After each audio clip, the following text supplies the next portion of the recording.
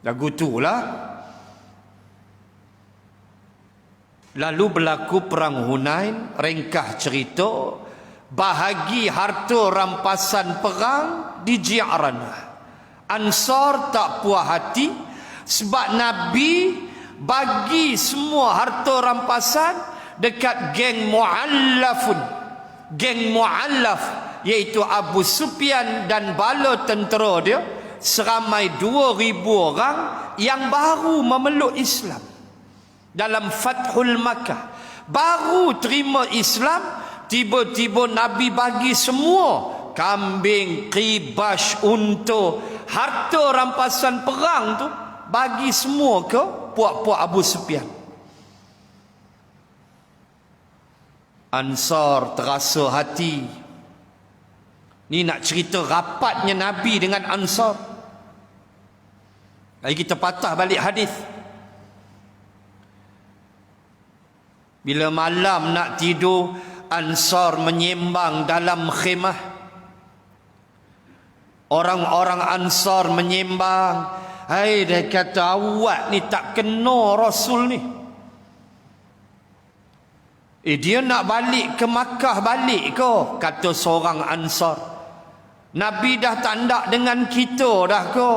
Dia bagi semua ke Abu Sufyan. Abu Sufyan orang Makkah. Adakah Nabi nak tinggalkan kita dah? Nabi nak balik ke Makkah sebab Makkah sudah bersih daripada berhala. Jawab seorang pula ujung khemah. Lah, takkan Nabi tak ingat kita? Kita sambut Nabi hijrah macam-macam, tak puas hati, tak dapat harta rampasan dalam perang Hunain. Sebab tidak semua orang Ansar kaya raya, ada yang miskin. Jangan kata qibas, bulu hidung qibas pun Nabi tak bagi dekat Ansar. Bagi semua ke Abu Sufyan, ambil. Nabi nak ajar Abu Sufyan, geng Mu'allaf ni, jangan duk ingat Islam ni lekeh, ambil. Ansar lupa Jibril alaihi salam sentiasa diutus Allah. Lalu Jibril mengadu ke Nabi, ya Rasulullah, pergilah selesaikan cepat. Ansar tak puas hati tu. Nabi khemah lain. Itu yang pergi. Itu yang Nabi kata, sudah sampai kepada aku berita bahawa kamu tak puas hati. Aku bagi semua kepada Abu Sufyan. 1 ekor kambing pun Nabi tak bagi kepada Ansar. Nabi kata, demi Allah wahai Ansar, kalaulah Allah bertanya kepada aku waktu nak jadi, Allah nak cipta aku dulu, kalaulah Allah tanya aku nak jadi golongan Ansar ke Muhajirin, nescaya aku jawab, jadikan aku di kalangan Ansar kerana sayang kasihnya aku kepada kamu, kata Rasulullah. Nabi sebut macam tu, Ansar mula menangis. Sampailah Nabi kata, wahai Ansar, esok kita akan pulang. Abu Sufyan balik ke Makkah membawa unta, qibas, kambing yang banyak, tetapi kamu pulang ke Madinah membawa aku, Rasul kekasih Allah. Meraung Ansar, menyesal mereka.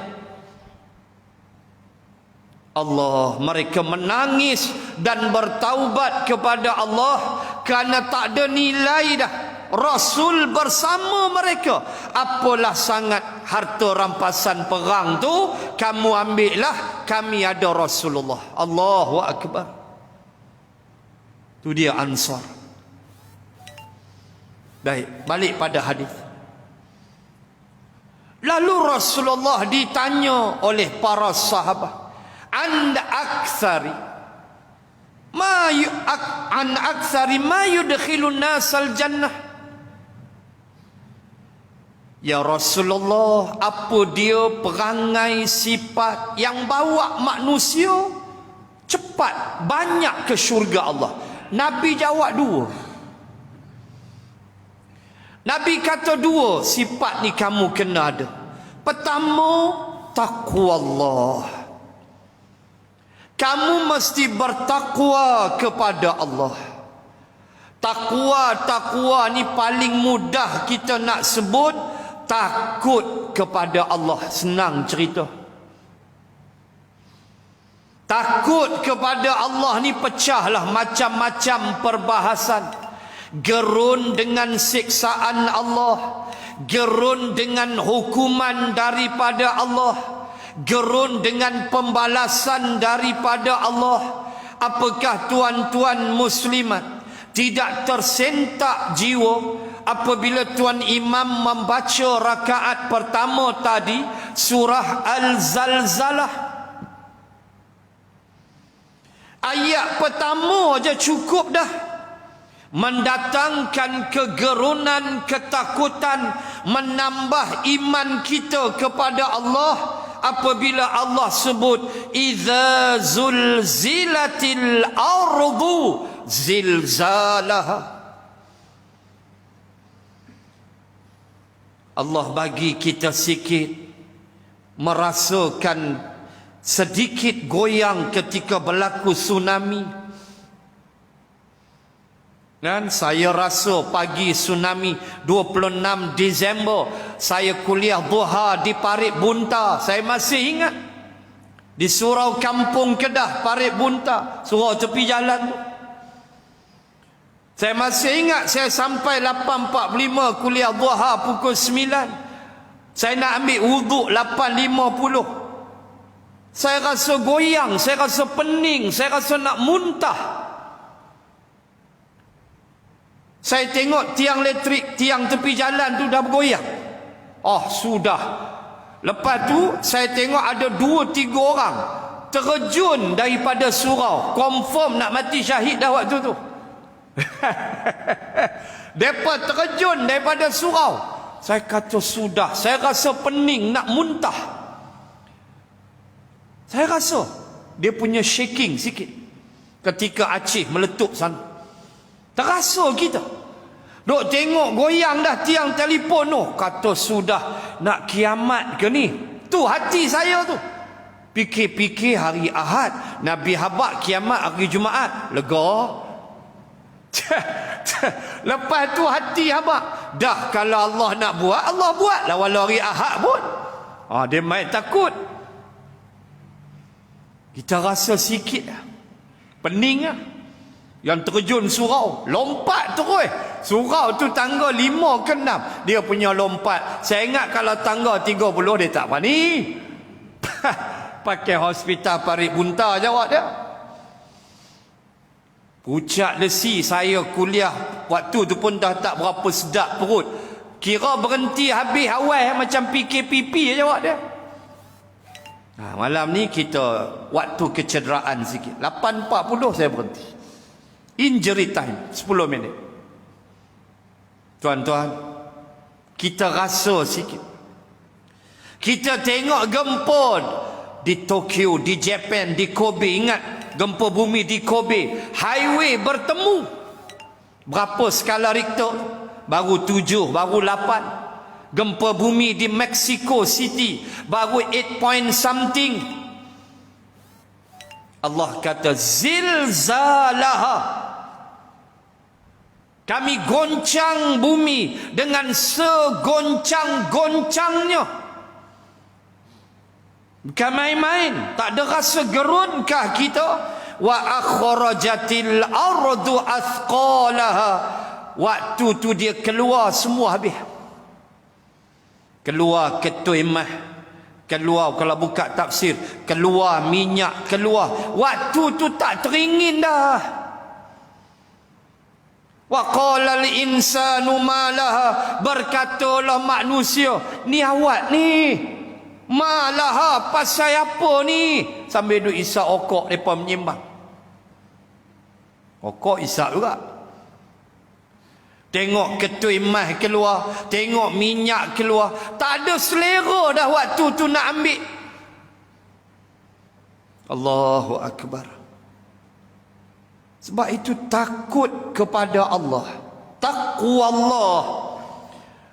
Walaupun banyak tafsiran, Allah ditaati, tidak dikufuri, Allah disyukuri, tidak diengkari, dikufuri, ditaati, tidak diengkari, Allah diingati, tidak dilupai. Itu juga tafsiran takwa. Banyak tafsiran takwa, tapi paling rendahnya takut kepada Allah. Fa'alul lima yurid. Allah nak buat apa dia buat. Hak dia, dia nak buat apa dia buat. Kita rasa gerun dan takut takwa Allah. Macam mana kita tak takut? Kamathalis syaitan idza qala lin insani kfur falamma kafara faqala inni bari'um mimma akhafullaha rabbal alamin. Ada satu ayat di hujung suratul Hasyr, Allah cerita tentang syaitan. Kamathalis syaitan idza qala lil insani kfur. Hujung sebelum sampai ayat ya ayyuhallazina amanu taqullah wal tanzur nafsum ma qaddamat lighad. Sebelum sampai ayat tu, lepas tu datang lawa anzalna hadzal Quran, kan? Melayu namakan surah ni surah lawa anzalna. Melayu senang ya. Surah Al-Hasyr, bukan lawa anzalna. Dia main bedai ya. Sebelum ayat tu ada satu ayat, tuan tengok. Cerita syaitan. Syaitan ni dia berkata pada manusia, ukfur, kufurlah engkau. Dia hasut kawan, kufurlah engkau. Falamma kafara, tatkala si Mamat ni kufur, dengar cakap setan, apa Allah kata? Setan pun kata, inni bari'um minka, sesungguhnya aku berlepas diri daripada engkau. Besok hari kiamat jangan salahkan aku.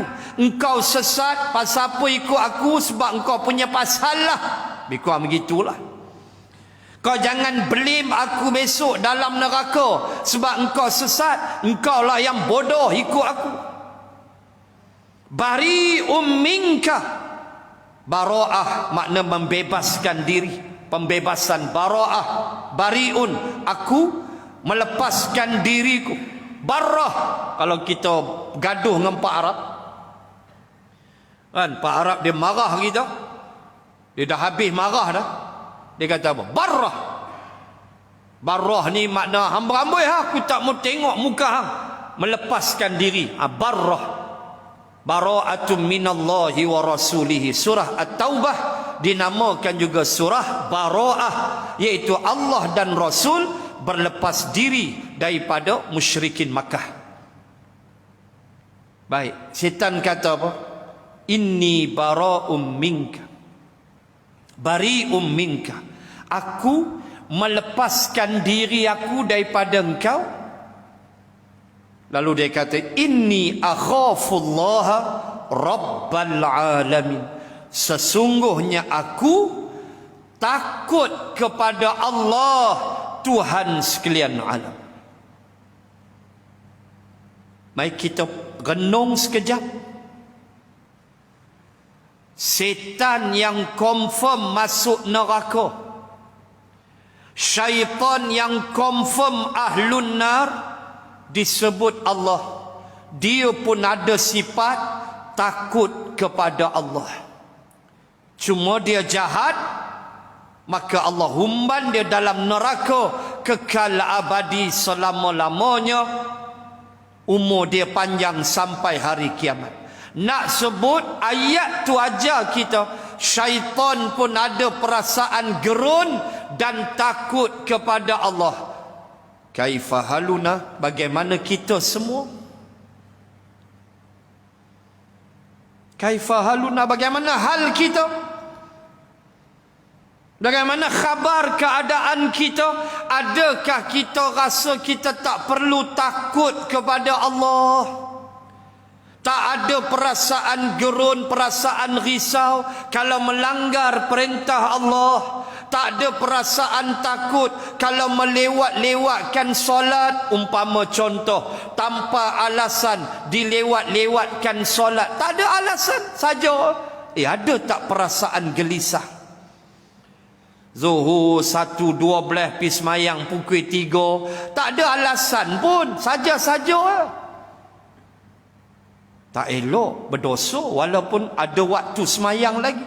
Tapi perbuatan kita tu tak elok. Ada tak perasaan tu?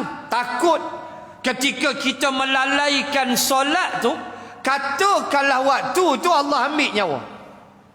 La ilaha illallah. Bukan ada alasan. Kereta rosak ke, meeting panjang ke, apa ke, operation pembedahan ke, apa ke. Tak ada alasan. Saja suka-suka lewatkan semayang. Cuba bayang, ketika kita melewatkan solat tu, tiba-tiba Allah ambil nyawa. Apa nak jawab dengan Allah? Takut, tuan-tuan. Takut. Sebab itu Nabi kata sifat pertama yang membawa manusia masuk ke syurga ialah taqwa Allah. Takutlah pada Allah. Kita solat 100% mustahil dapat khusyuk. Tak dapat. Cuma ulama fiqh dia bagi pesejuk sikit. Ulama fiqh kata serendah-rendah maqam khusyuk ialah kamu tahu kamu sedang semayang. Jadilah hak tu. Jadilah waktu kita semayang isyak sat lagi, kita baca Fatihah tu, kita tahu kita sedang solat. Itulah serendah-rendah khusyuk. Jadilah hak tu pun jadilah. Daripada tak ingat apa, sedap-sedap bagi salam habis. Itu yang Nabi kata solat tu dilempar ke wajah pelaku dia. Kan Nabi sebut solat tu menghadap Allah, Allah ambil solat lempak dekat muka pelaku solat. Oh, takut kita. Macam lempak kain buruk. Kita mengaku hak tu. Kita nak jadi macam sahabat. Ada sahabat terkena panah, nak cabut panah tu tunggu dia solat. Waktu dia solat cabutlah panah tu. Punya khusyuk. Siapa tu? Sayyidina Ali radhiyallahu anhu. Encik Ali tak sampai tahap tu. Angkat takbir, nampak kunci motor duk lekat lagi. Kunci motor terlupa cabut duk lekat lagi. Dalam hati dia kata, mampulah motor aku kena curi. Rokok-rokok ke? Hati duk cakap, hak tu semayang kita. Ulama fiqh paling tidak kamu sedar kamu semayang, jadilah hak tu pun. Tak takutkah dengan ancaman daripada Allah? Allah, ya Allah, kena ada sifat itu. Itu yang pertama Nabi kata. Yang kedua, husnul khuluq. Engkau memiliki akhlak yang baik. Akhlak, tuan-tuan, bukan benda mudah. Akhlak, budi pekerti, perangai. Kita nak dapat, kita nak bina akhlak yang baik. Allah, bukan senang, tuan-tuan. Akhlak ni macam-macam lah. Akhlak di jalan raya, akhlak dalam masjid, akhlak beradab bila mengaji. Akhlak ni Tok Sah cakap lah punya luas. Akhlak dengan manusia, akhlak dengan binatang, akhlak dengan alam yang Allah cipta, akhlak dengan pokok kayu kayan, akhlak dengan laut, dengan sungai.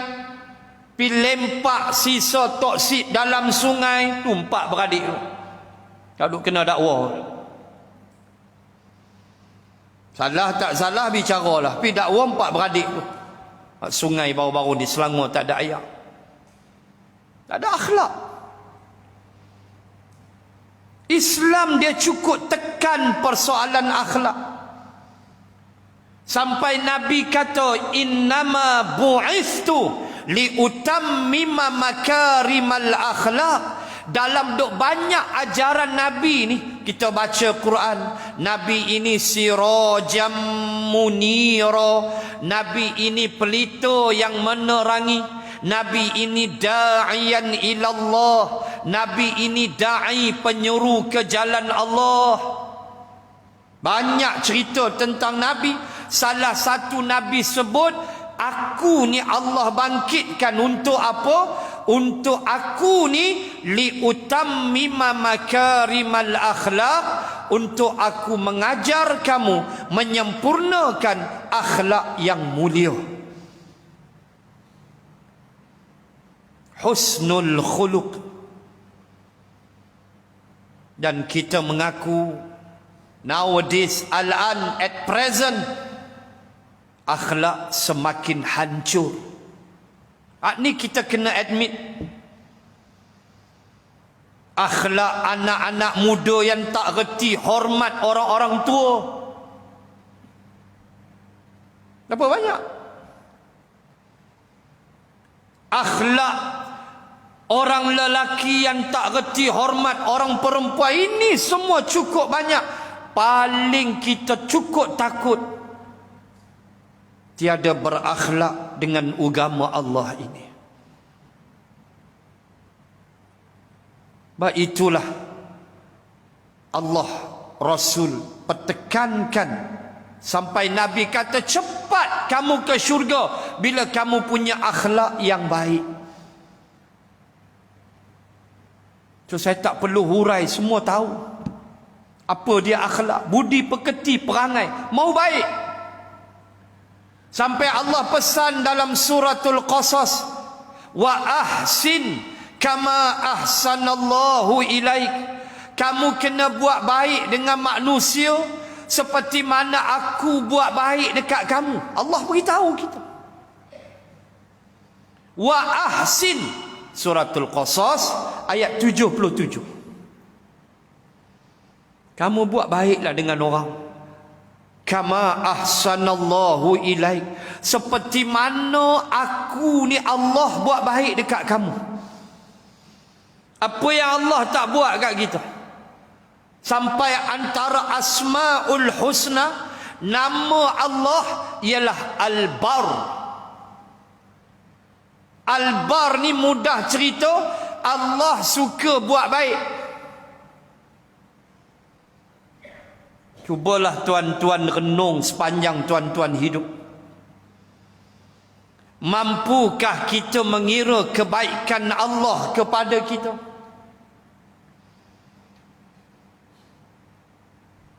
Kadang-kadang diberinya musibah bukan tanda dia benci dekat kita, tetapi diberinya musibah untuk menyedarkan kita. Cakap ustaz tak mau dengar, cakap orang tua tak mau dengar, cakap jiran tak mau dengar, Allah bagi musibah. Dia sayang kat kita, dia nak sedarkan kita, dia bagi musibah. Aksiden patah kaki. Kan? Patah dua-dua kaki. Pasal apa? Pasal 10 tahun dah tak pergi masjid, contoh. 10 tahun dah tak pergi dengar kuliah. Masjid ni tak pandang lalu, contoh. Kaki dua elok. Tak rajin nak pergi rumah Allah. Tak rajin, tak jenuh. Solat berjemaah ni tak minat, tak suka. Solat juga, tapi tepi televisyen. Sambil rokok, duk jelin, duk tengok bola. Pasal tambah masa Barcelona dengan Real Madrid. So azan 5:59, waktu tu tengah penalti. Kacau. Tak ke masjid, sambil duk angkat takbir, duk tengok penalti, jahanam. Semayang tepi TV ya. Sujud-sujud rasa keras. Upa biji kurma lepas buka puasa. Duk bawah sejadah. Apa nikmat semayang itu? Tak rajin. Allah bagi aksiden, patah 2 kaki. Sambil duk patah termenung kaki simen ke hospital, duk fikir, inilah kasih Allah. Allah buat begini sebab aku jenis hak tu. Moga-moga sedar. Allah sayang kat kita tuan-tuan. Allah Al-Bir, Asmaul Husna, nama Allah Al-Bir. Allah suka buat baik. Kita nampak macam tak elok, tapi Allah bagi isyarat dekat kita. Early wake up. Allah goncang kita supaya kita jangan terlanjur. Hang dah elok besok, hang mai masjid. Hang guna kaki hang mai masjid.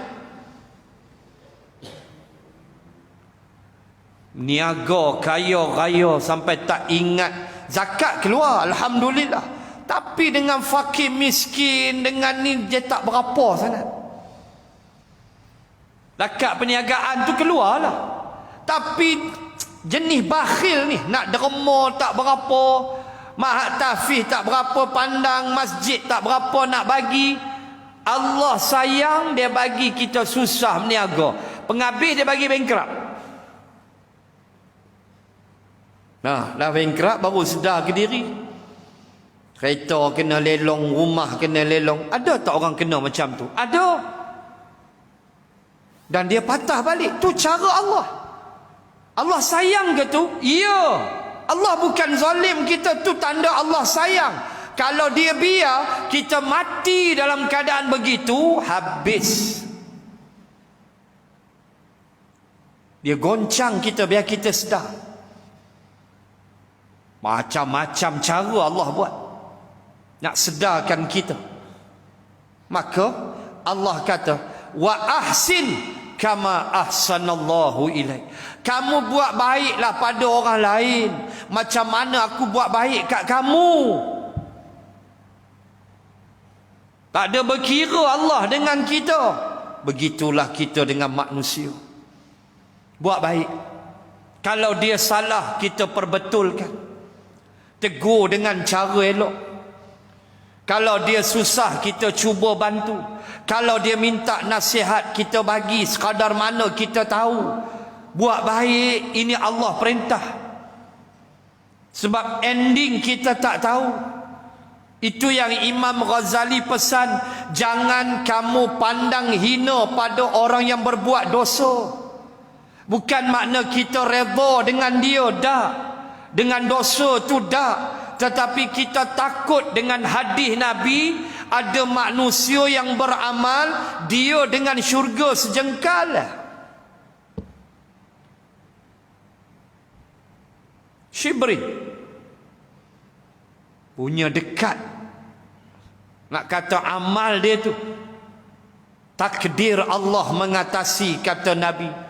Ketika dia nak mati, dia beramal dengan ahli neraka, mati dia. Masuk neraka. Mayang kuat, puasa sunat kuat. Tak hujung-hujung nyawa tu dia menyembang, dia kata, mak hang oi, kata aku teringin nak kena guni stok segala. Kan?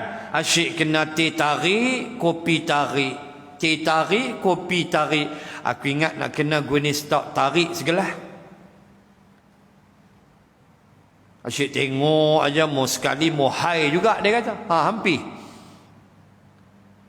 Elok-elok tuang baru nak masuk malaikat maut ambil. Mampus. Takut. Tu Nabi sebut tu. Siapa boleh jamin ni? Siapa boleh jamin ni? Saya tak boleh jamin, tuan-tuan, kita semua tak boleh jamin. Apa yang kita minta ialah husnul khatimah. Tu ya. Sebab Nabi kata ada orang sejengkal dah nak pergi syurga, punya dahsyat amalan, mati dia, ending dia ahli neraka, masuk neraka dia. Ada orang kata Nabi, dia dengan neraka sejengkal. Perangai ni tak tahu nak habaq semayang tidak, apa tidak, jahat tak ada ayat. Mai umur 60 lebih, hati tu berdetik, kata aku sampai bila lah lagu ni. Mau pergi masjid timah, dia kata mau mengaji, aku nak berubah ya Allah. Tengah jalan mati. Thumma yudrikuhul maut faqad waqa'a ajruhu 'ala Allah.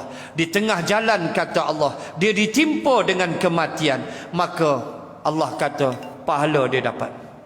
Tetap pahala dia di sisi Allah. Tengah jalan dia mati, nak pergi masjid timah, nak mengaji, 60 tahun umur, kuliah apa pun tak pernah main, semayang apa pun dia tak tahu. Tiba-tiba dia nak berubah, dia dengan neraka sejengkal, tengah jalan mati, nak pergi masjid timah, nak mengaji. Nabi kata dia pergi syurga. Siapa boleh jamin? Tak ada siapa boleh jamin melainkan husnul khatimah. Maka diajar buat baik dengan orang. Imam Ghazali kata tengok orang berdosa jangan pandang dengan penghinaan, nasihatlah. Walaupun kita tak redha dengan dosa tu, boleh jadi dia berubah. Boleh jadi dia berubah. Kita jangan rasa kita hebat. Satu benda yang amat menakutkan ialah merasakan kita hebat. Habis. Kerana itu sifat siapa? Sifat iblis. Ana khairum minhu, aku lebih baik daripada Adam. Khalaqtani min narin wa khalaqtahu min tin. Aku api, Adam tanah. Aku lebih hebat. Lebih hebat, rasa hebat ya. Punah kita. Maka merendah dirilah. Sampai Imam Hasan kata, Imam Hasan Al-Basri, orang Iraq, lahir di Basrah, arti yang Al-Basrah,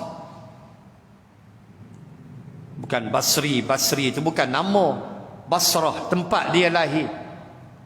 Kita ada bas nama Basri Jaya di Kuala Lumpur lah tempat saya dulu. Di Kuala Lumpur ada Basri Jaya, ada bas mini, ada Basri Jaya lah, tak ada lah kot. Basri Jaya tak ada dah. Imam Hasan Al-Basr, Bas tu makna Basrah, tempat dia lahir. Dia kata apa? Dia kata, kamu tidak tahu, boleh jadi si Mamat ni dia bertaubat kepada Allah, dan kita ni pula dalam keadaan tak tahu ending kita. Maka dia ajar, kamu lihatlah orang lain, kata Imam Hasan, kamu tengok orang lain tu lebih baik daripada kamu. Tu cara tawaduk. Jangan rasa hebat. Kita tengok orang lain, orang tu lebih hebat daripada aku. Ya Allah, aku tak ada apa. Ya Allah, hamba-Mu yang hina. Orang tu lebih hebat daripada kita. Begitu cara tawaduk. Bila kita tawaduk, mana tempat nak pergi? Syurga. Bila kita takabur, mana tempat nak ambil? Neraka. Sambung hadis. Su'ilah, maka Nabi ditanya lagi, an aktsari ma yudkhilun nar. Apakah sebab ya Rasulullah yang membawa manusia banyak ke neraka? Tadi ke syurga, dua sifat, taqwa Allah wa husnul khuluq. Kamu bertakwa kepada Allah, kamu takut kepada Allah, dan kamu memiliki akhlak yang baik, syurgalah kamu. Lalu sahabat tanya, an aktsari ma yudkhilun nar, apakah penyebab perangai, fi'il, sifat yang paling banyak bawa manusia ke neraka? Nabi jawab 2 juga. Itu kata Rasulullah tu bijak, fatanah. Dia tak jawab 3, dia tak jawab 4, dia jawab 2 juga. Itu Rasulullah sesuai dengan jawapan pertama tadi, 2 sifat, maka lawan dia 2. Senang sahabat nak ingat. Nabi kata 2. Al-awwal al-famu, mulut. Mulut. Maksud mulut apa? Lidah. Buka kitab Ihya Ulumuddin, tuan-tuan belajar bab bencana lisan. Kita belajar bab tu, kira rasa tak mau nak bercakap, takut. Takut. Nabi kata al-famu, mulut, makna lidah tu. Sebab itu Nabi kata falyaqul khairan aw liyasmut, dalam suatu hadis Bukhari Muslim. Nabi kata tanda seseorang tu beriman kepada Allah dan hari kemudian, tanda dia beriman apa dia? Falyaqul khairan. Kalau dia cakap benda elok. Dia cakap benda khair, benda baik. Benda yang bawa orang ingat pada Allah, ingat pada akhirat. Walaupun dia sebut tu ekonomi, dia sebut tu jenayat ke apa ke, tapi dia kait dengan agama Allah. Auli yasmut, atau lebih baik engkau diam, kata Nabi. Berapa banyak fitnah yang dilemparkan. Oh, sekarang tak pakai mulut, pakai tangannya, WhatsApp, grup. Tembak fitnah dalam Facebook, dalam Twitter, macam-macam. Nabi sebut mulutlah penyebab pertama kepada ramai dihumban dalam neraka, bermakna lidah yang bercakap. Maklumlah Melayu kata lidah tak bertulang. Kalau ada tulang tu payah sikit, tu maksud peribahasa Melayu tu. Bila tak ada tulang ni dia lepas ikut suka.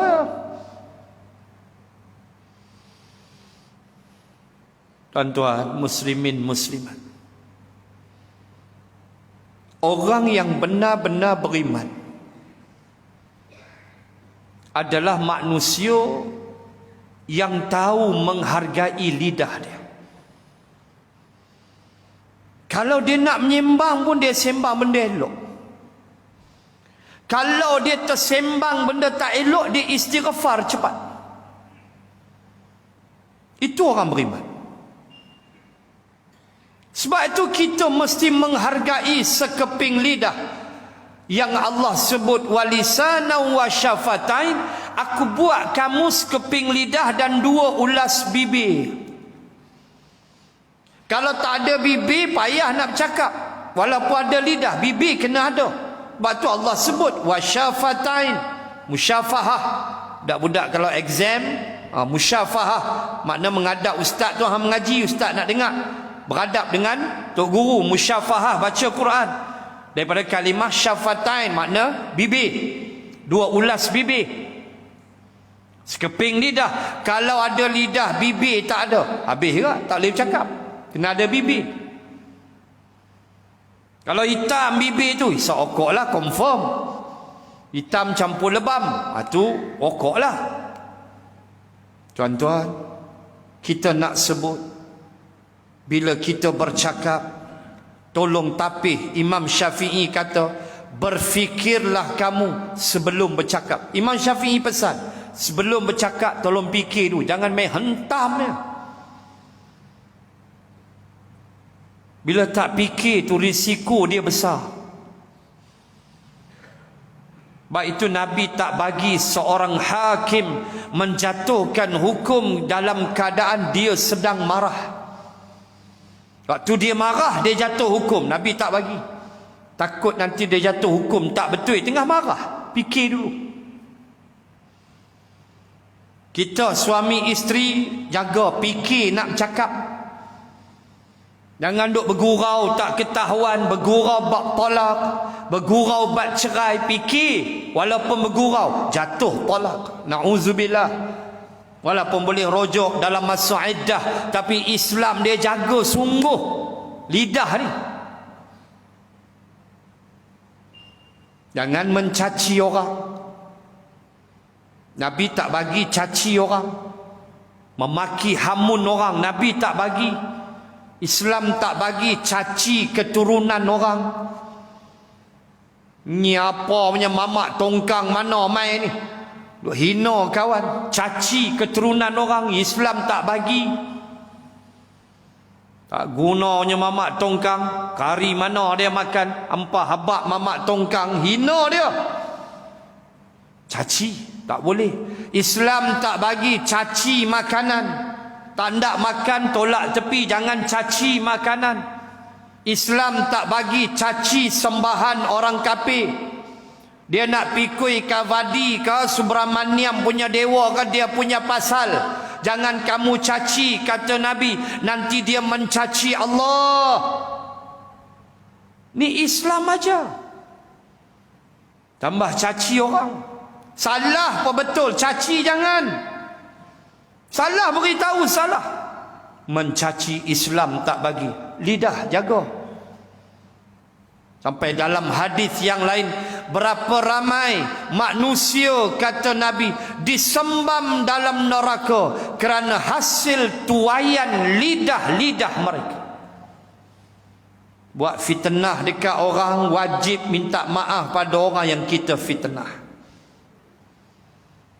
Mengumpat orang, wajib kita minta maaf pada orang yang kita umpat. Kalau dah kawan tu mati, Imam Hasan kata, minta ampunlah kamu dengan Allah. Selagi dia hidup, kalau boleh kamu jumpalah dia, minta maaf, terkata dekat dia dulu. Kalau dia mati, kamu minta ampun dengan Allah. Moga Allah ampun kamu, sebab akhirat tuntut. Itu yang takut kita. Maka jaga mulut. Alfamu. Mulut boleh bawa manusia menuju kebenaran. Mulut juga bawa manusia menjadi sesat.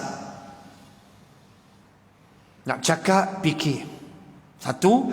Dan yang terakhir, saya janji tadi 8.40, saya kena berhenti. Dekat dah 8.40. Dan yang kedua, kata Nabi, yang membawa kamu ke neraka ialah al-faraj, kemaluan kamu. Baik, itulah Nabi sebut dalam hadis, antara golongan manusia yang Allah tidak sudi bercakap dengannya pada hari kiamat ialah orang tua yang berzina. Orang tua yang berzina. Baik, itu ada satu doa Nabi, su'il kabir. Antaranya Nabi berdoa, ya Allah, aku berlindung kepadamu daripada buruknya umur tua. Ada satu doa Nabi aja. Penuh doa tu saya tak ingat, tapi Nabi aja minta berlindung buruknya kita waktu kita dah tua. Su'il kabir, buruknya waktu usia tua, umur 60 pi dangdut lagi, apa kejadah 60 Nabi 63 habis dah. Umur 70 pi qadha hajat lagi di danau. Alah, tak boleh lah, sempadan tutup. Bunyi tu qadha hajat, amboi kemas. Umur 70 pi menyembang lagi kedai kopi mendam haji ni, apa dia ni? 70, lama mana lagi hang nak hidup? Orang wukuf setahun sekali Arafah, hang wukuf hari-hari kedai kopi haji. Dah lah dam haji ni, dapat haji jahat. Sebelum dapat haji baik, warak, satu makan elok.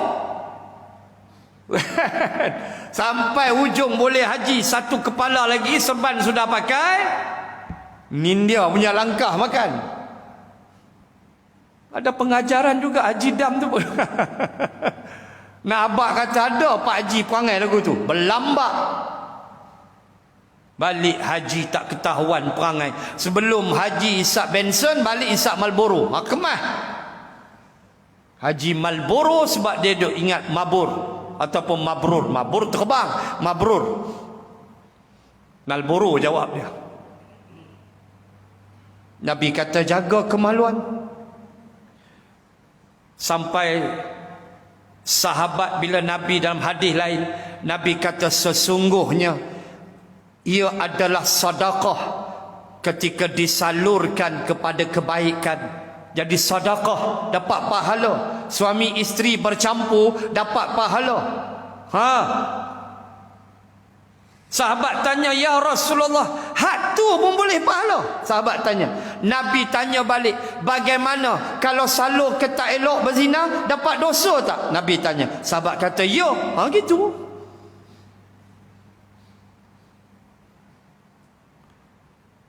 Sampai isteri yang mandi hadas kerana bersama dengan suaminya, kan pahala dia macam menunaikan haji. Besarnya pahala dia ledayan suami dia. Janganlah setiap malam pergi haji pula. Kan? Nak tidur jom pergi haji, mampu. Agak-agak lah bro. Kita nak sebut pahala dia tu, salurkan ke tempat yang baik. Tu Nabi kata dua, cepatnya kamu ke neraka. Ramai tak orang tua yang berzina? Allah, semoga mereka bertaubat kepada Allah.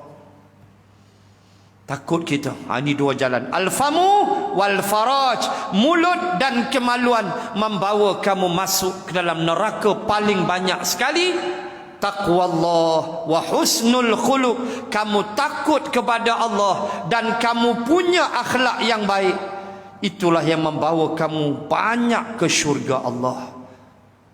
Semoga Allah memilih saya, tuan-tuan muslimat, anak cucu keturunan ibu ayah kita menjadi ahli syurga. Amin ya rabbal alamin.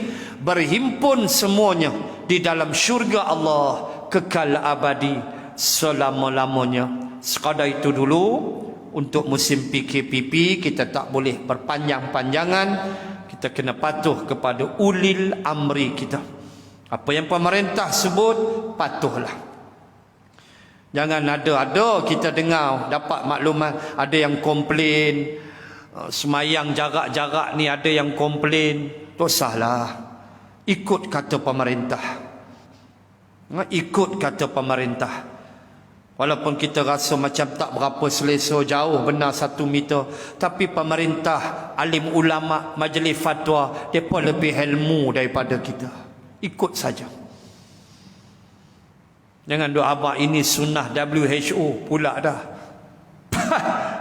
Janganlah cakap macam tu, sunnah WHO pula dah. Tak mau.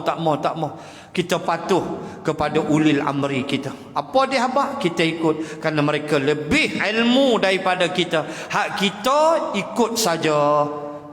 Jangan cakap banyak. Nanti sampai masa saya yakin kita akan bertemu balik bahu kita, insya-Allah. Sabar. Mudah-mudahan Allah berkati pertemuan kita dan memasukkan kita dalam rahmat dan kasih sayangnya. Amin ya rabbal alamin. Bismillahirrahmanirrahim. Alhamdulillahi rabbil alamin. Assalatu wassalam ala rasulillah wa ala alihi wa sahbihi ajma'in.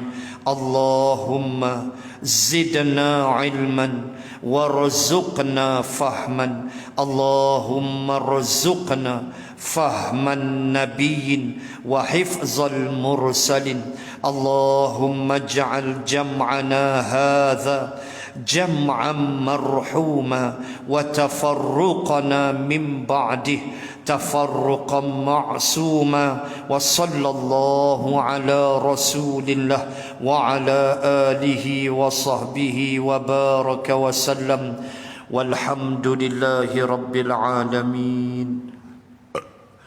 سبحانك اللهم وبحمدك نشهد أن لا إله إلا أنت ونستغفرك ونتوب إليك والله أعلم. السلام عليكم ورحمة الله وبركاته.